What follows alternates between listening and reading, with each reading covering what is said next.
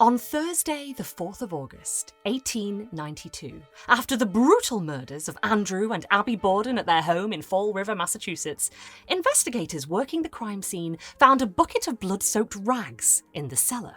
Naturally, this arose suspicion, and the Bordens' youngest daughter, Lizzie, who had been home at the time of the murders and who had, by far, arguably the clearest means and motive to commit the crimes, was pressed for an explanation. "Oh, no, says Lizzie. "You misunderstand. These rags aren't doused in my parents' blood and entrails. It's my blood, you know?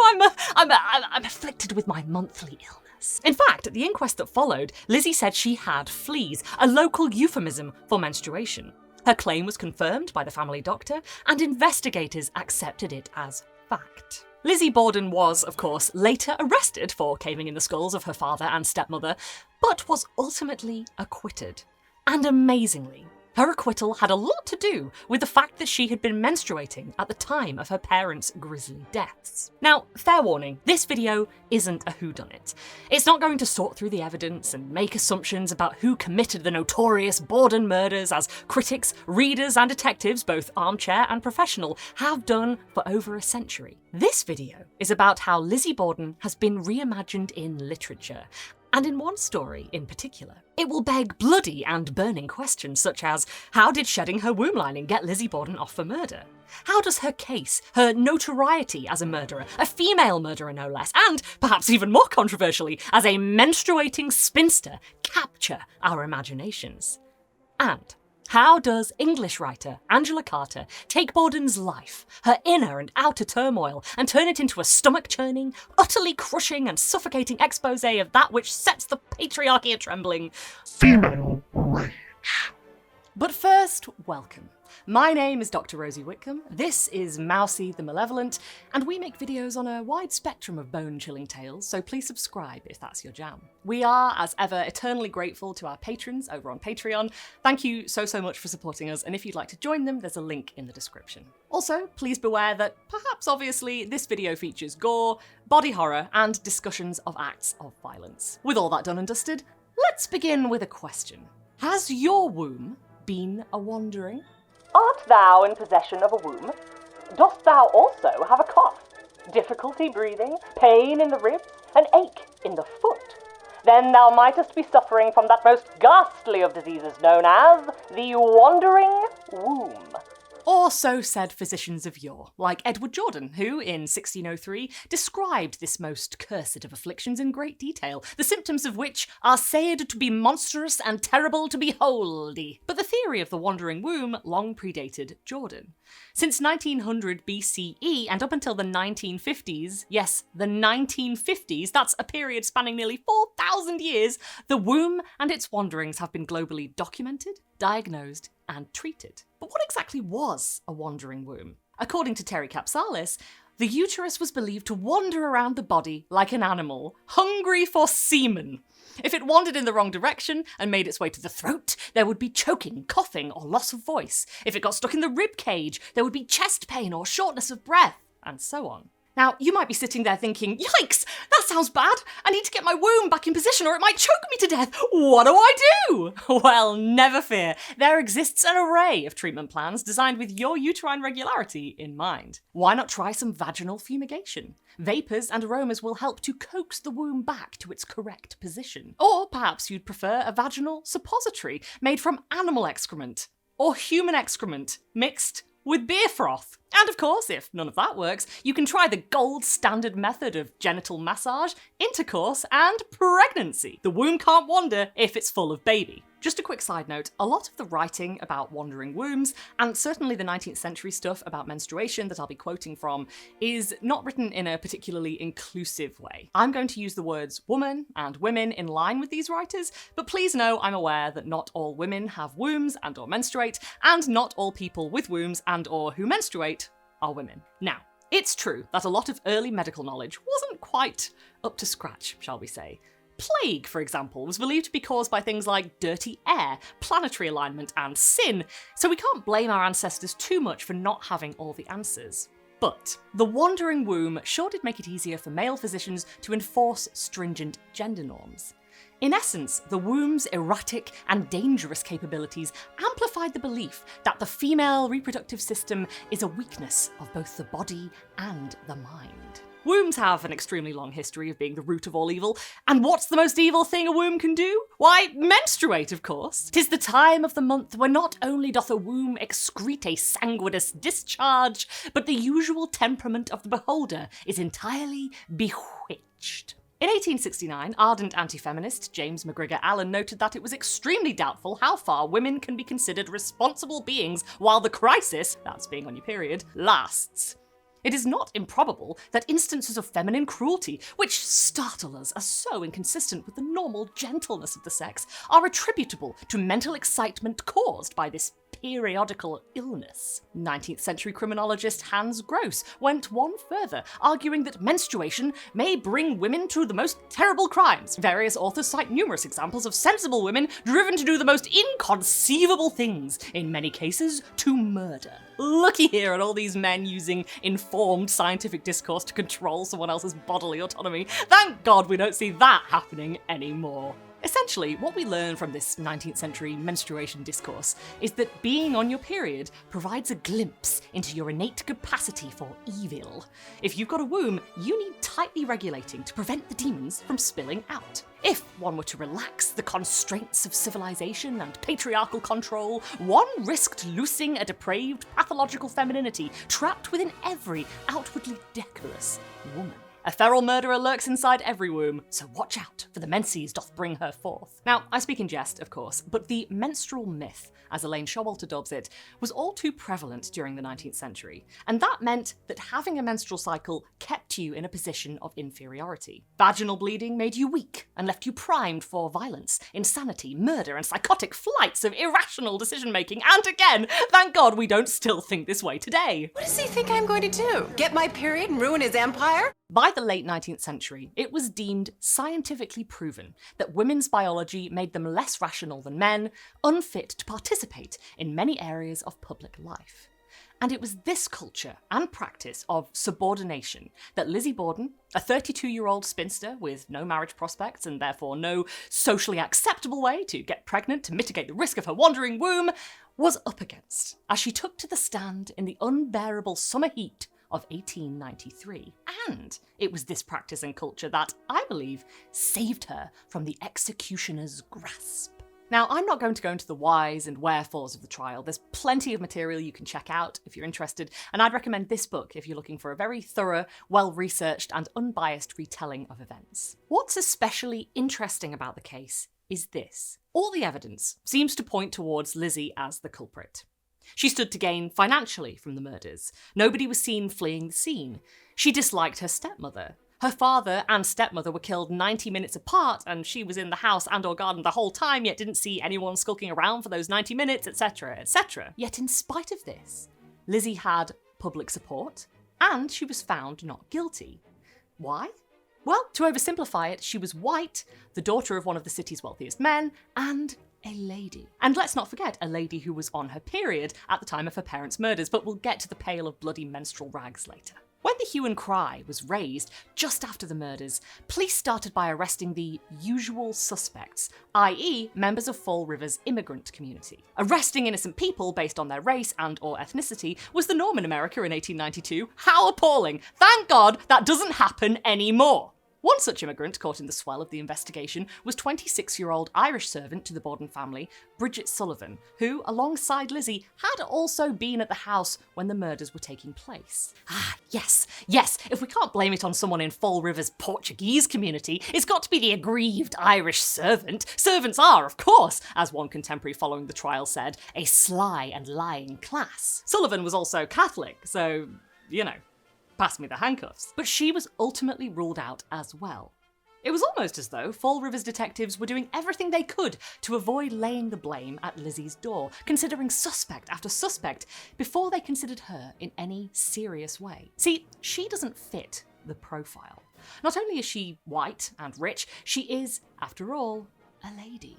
People believed that delicate, refined, sensitive ladies simply could not commit such heinous crimes. Lizzie's defence capitalised on this, painting her as the angel in the house, a vision of feminine refinement, purity, and obedience, a characterisation Lizzie really seemed to lean into during the trial. She played the role of the demure lady the whole time, dressing properly and framing herself in the light of the youngest daughter whose beloved father had been brutally murdered.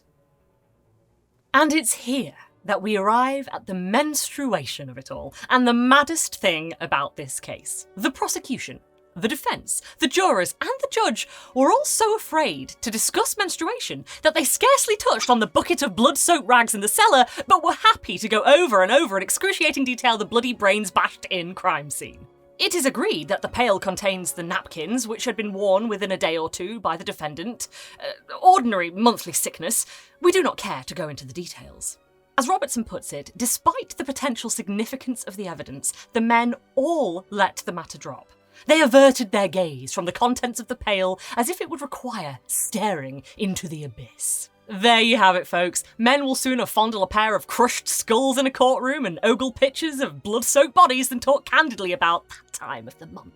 This is so interesting to me, not just because it seems insane, but because it reinforces just how much a part sex and gender played in Lizzie's trial and ultimate acquittal.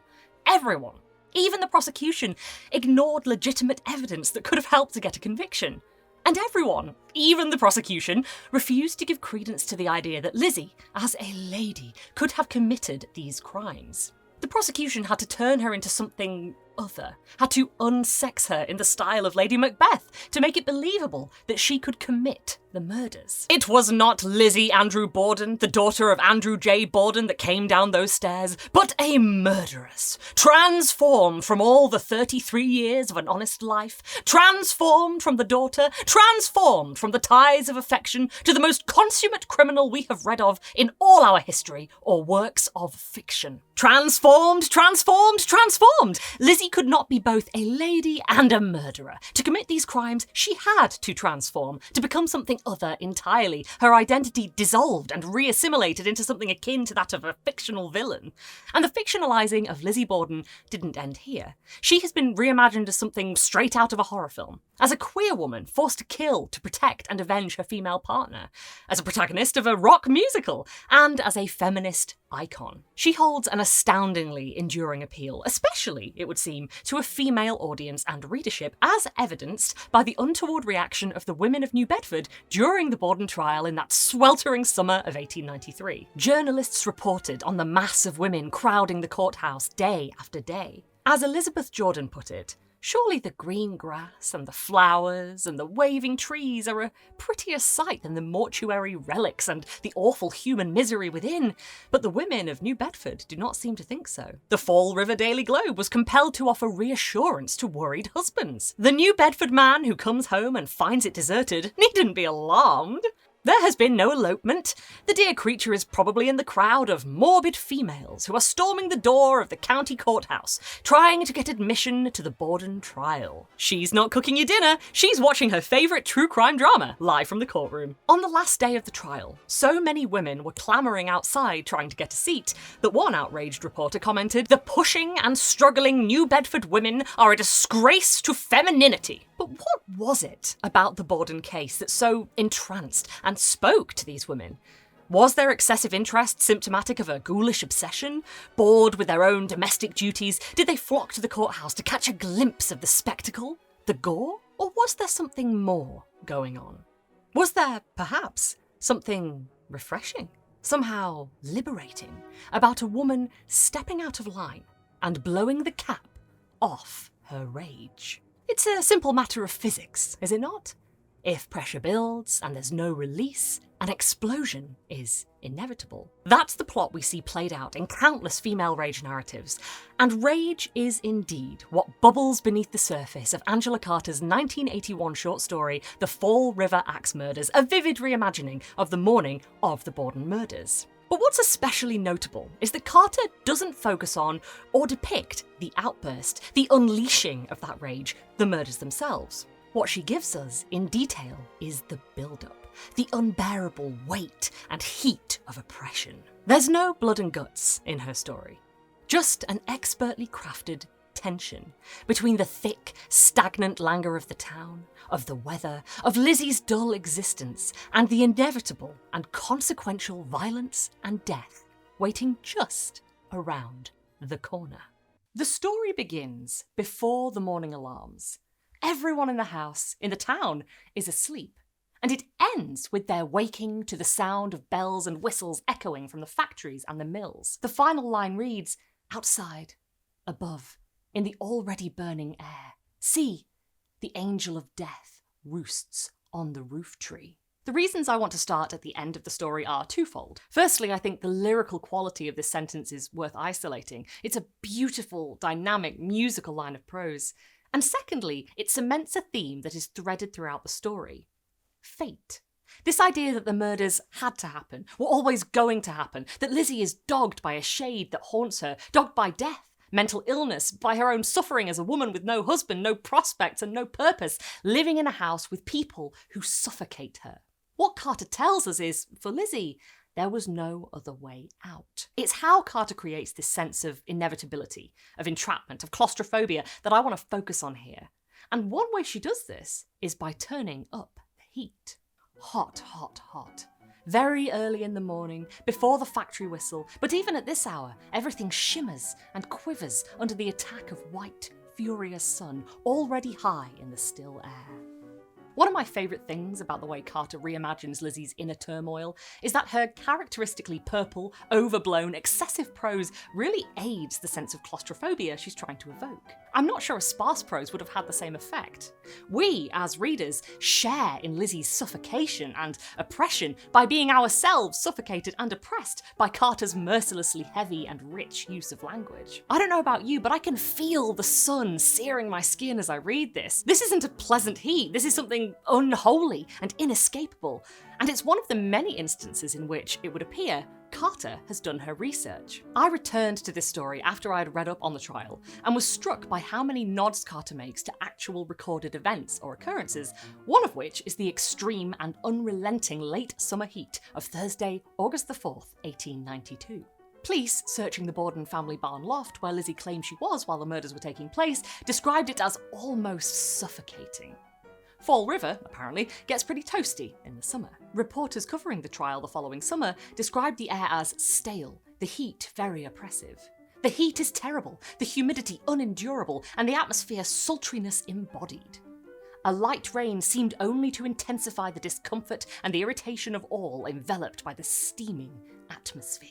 This sense of an all-encompassing heat, so potent as to madden those who have to suffer through it, trapped in a narrow house or tightly packed courtroom, Carter really evokes this very real sense of oppression and discomfort. And she makes sure we understand not only how relentless the heat is in itself, but how the stringent formalities of late 19th century fashion were not especially well catered to this diabolical weather. On this morning, when, after breakfast and the performance of a few household duties, Lizzie Borden will murder her parents, she will, on rising, don a simple cotton frock. But under that went a long, starched cotton petticoat, another short, starched cotton petticoat, long drawers, woolen stockings, a camise, a whalebone corset that took her viscera in a stern hand and squeezed them very tightly. She also strapped a heavy linen napkin between her legs because she was menstruating. Lizzie is weighed down and constricted layer after layer in what Carter calls this dementing heat. I can't begin to imagine how horrendous that must feel, especially when you're on your period, to have no choice but to have all your organs squished into your corset and wrapped up beneath layers of clothing. This delightful ensemble is actually a genuine late Victorian bodice, and it's boned, and it's very uncomfortable to wear, I have found during the course of filming on this warm July day. But I'm not also burdened by intense heat, petticoats, skirts, stockings, and linen menstrual napkins, so yeah, that level of discomfort and the effect it has on your state of mind must be something else. Carter shows us that it's not only the heat that is dementing, but the fashionable aesthetic a lady must adhere to in late 19th century American society. As uncomfortable as Lizzie is, I feel uncomfortable to read. This story is an assault on the senses, and it only gets worse. Not only must we reckon with the temperature, the shadowless light of New England, and the oppressive garments of the past, but Carter also brings to the fore the smells of the past. Ill-washed flesh, infrequently changed underwear, chamber pots, slop pails, inadequately plumbed privies, rotting food, unattended teeth, and the streets are no fresher than indoors. The omnipresent acridity of horse piss and dung, drains, sudden stench of old death from butchers' shops, the amniotic horror of the fishmonger. What Carter does here is, I think, so characteristic of her writing, bringing us into a grim reality and then pushing it over the edge into unreality, taking it too far, and in the process heightening the drama and the colour of the scene. By the time we've rattled through this list and arrived at the amniotic horror of the fishmonger, we've moved beyond the historical and into the theatrical, the camp, the excessive. Carter's Fall River, Massachusetts is both a time and place and a specific, hyper-real space that anticipates the fatalistic horror it will soon be forever known for. This impenetrable wall of bad smells stalks us throughout the narrative. The Borden house is thickly redolent of sleep, that sweetish, clinging smell. The air in Andrew and Abby's bedroom is too thick for flies to move. It's like we're wading through syrup, breathing in something heavy and greasy and poisonous, weighed down by the very air itself. This is entirely unpleasant, so much so that Carter assures us you would abhor the air you breathed. Addressing us as readers in this way does two things, I think. Firstly, it brings us into the narrative, encourages us to imagine how grim this boiling, stinking, heavy, thick morning actually is. But secondly, I think it says to us, under these circumstances, you might do it too. And it's not just the atmosphere and the clothing and the heat that might lead us, like Lizzie, to resort to murder, but the Borden house itself. The unusual layout of the house has been well documented. Robertson tells us that walking around the building, one has a sense of confinement, partly because there are no hallways. And what one has most strongly is a sense of no privacy. Although they had some income of their own, the daughters lived on the weekly allowance of a factory worker. They were essentially trapped, albeit in a fairly comfortable cage. The house was narrow and poky. Famously, it had no corridors, so all the rooms opened onto one another, and as many people have observed, it was an unusual choice of abode. Andrew Borden was notoriously tight-fisted, despite being very wealthy. As Carter puts it, you would never think to look at his house that he is a successful and a prosperous man. He chose to live in this smallish, poky house, despite being able to afford something better and bigger and situated more favourably in town. Essentially, rather than living in the posh area, known as the Hill, he chose to live in this strange, claustrophobic residence on the much less affluent 2nd Street. And Carter, as you might have guessed, makes full use of this especially confined setting. It is a house full of locked doors that open only into other rooms with other locked doors. For upstairs and downstairs, all the rooms lead in and out of one another like a maze in a bad dream. It is a house without passages. It is a house of privacies, sealed as close as if they had been sealed with wax on a legal document. Now, you might have noticed a key difference in Cara Robertson's interpretation of the house as a place of no privacy, and Carter's that describes it as a house of privacies. But as I see it, while this difference is stark, both interpretations end up arriving at the same suggestion, that this is not a comfortable place to live. Depending on which interpretation you back, Lizzie is either oppressed under close surveillance or an isolated part of a fraught and distrustful family dynamic. This isn't an easy, communal, loving space. It is full of suspicion and tension. And this brings us to the key players, the Bordens themselves. Now, I'm not going to speculate too much about Lizzie's actual real-life relationships with her father and stepmother, but we do know that there was tension between them. As Lucy Worsley puts it, Emma and Lizzie are known to dislike their stepmother Abby. Their father remarried 2 years after their mother's death, when the girls were 14 and 5. They avoid speaking to their stepmother unless absolutely necessary, and they certainly don't call her mother. So when Andrew Borden gifts Abby's sister a house, the girls are furious. Lizzie moves furniture to block the door connecting her room to her father's and stepmother's, while Andrew and Abby start keeping their own bedroom door locked. But this friction aside, we don't really know what Abby was like. As Robertson writes, Abby herself remains a cipher, which means that she's often reimagined to suit different narrative perspectives, cast as the stepmother of fairy tales, the usurper who comes between father and daughter, who siphons off family wealth to her own impecunious line, and whose physical size instantiates her greed. This is precisely what Carter does with Abby, turns her into a mindless glutton, the fat, white stepmother whom nobody loves, sitting in the middle of the spiderweb. She has grown fatter. This stepmother oppressed Lizzie like a spell. Carter makes Abby into something grotesque and unsympathetic, a wicked stepmother.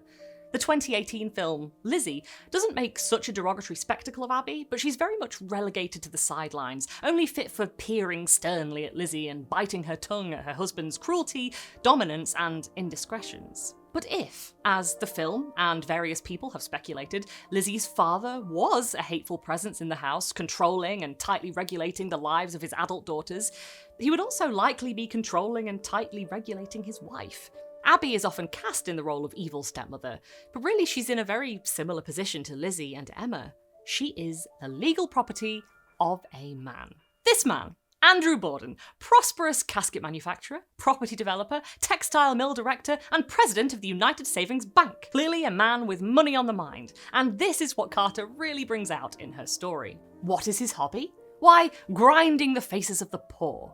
When he was an undertaker, no, it was not true that he cut the feet off corpses to fit into a job lot of coffins bought cheap as Civil War surplus. That was a rumour put about by his enemies.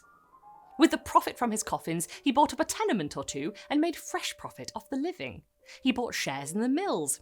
Then he invested in a bank or two, so that now he makes a profit on money itself, which is the purest form of profit of all. And, of course, not only does Andrew own half of Fall River, but he owns all the women living in his house by either marriage, birth, or contract. Now, we don't know whether or not he was evil, abusive, or spent his leisure time mutilating the poor, but this idea that he owns his women was based in fact. Neither Lizzie nor Emma ever married, so they continue to exist under the rule of their father, living in his house, where they remain, writes Carter, in a fictive, protracted childhood. There's something so unsettling about this. The idea that a woman can't grow up until she marries, that living with her parents keeps her in a state of childlike subordination, that her life is just a form of inconsequential make-believe, like the Borden sisters exist only by playing pretend.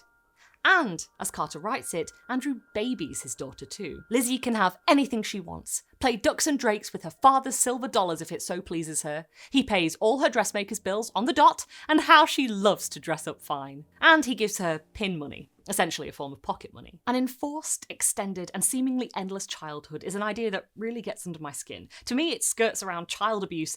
And this reminds me of the other story Carter wrote about Lizzie Borden as a 4-year-old that directly depicts child sexual abuse, which I'm not going to be analysing here, but if you fancy being especially disturbed, check it out. It's called Lizzie's Tiger. So, when we take all these factors together, the combustible weather, the air that is too thick for flies to move through, the house with its dead-end rooms all locked like those in Bluebeard's castle, the violent father who represses and babies his 32-year-old daughter and chops the heads off her pet pigeons, an episode that is dramatised in Lizzie too, the careless, vulgar stepmother who wants to bake those pigeons into a pie, and ultimately the sense of purposelessness and mental distress that dogs Lizzie throughout.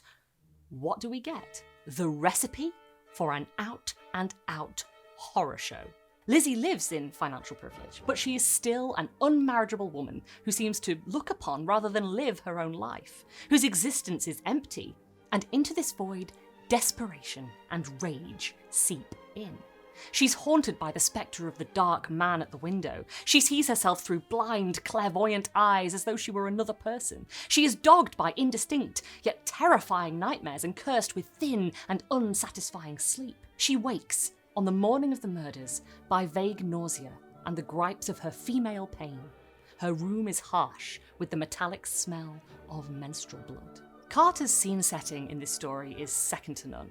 She makes vivid caricatures of each member of the Borden household and shows them taking part in their most profane functions, sweating, vomiting, menstruating, their bodies and their movements described in great detail. And as well as forcing us as readers to share in Lizzie's claustrophobia, I think these unseemly details also work to strip away all that 19th century pride and propriety we see behind closed doors. We see Lizzie bleeding freely in a way that would mortify accepted decorum. This is an unravelling, a literal and metaphorical bleeding out that takes a hatchet to straight-laced turn-of-the-century social conventions. Carter mentions the unmentionable, gives us these characters in this oppressive household utterly unfiltered, and, in so doing, poises this moment, just before the murders, as Lizzie's liberation.